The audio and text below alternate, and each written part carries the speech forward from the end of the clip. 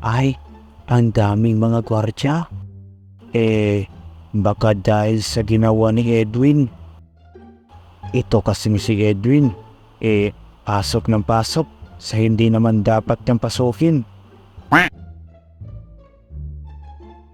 Ano ka ba, Edwin?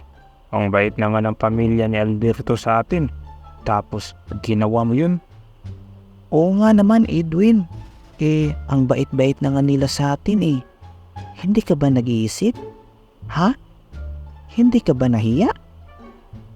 Bakit ba, Nay? Tumitingin lang naman ako eh. Saka, sila kaya yung may tinatago? Tingnan niyo ba kung wala silang tinatago? Ba't may nagplanta ng bomba dun sa kasal nila? Ha?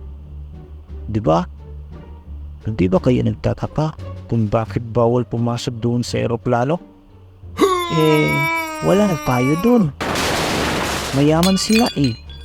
Baka may pera doon sa loob ng eroplano. Malay natin.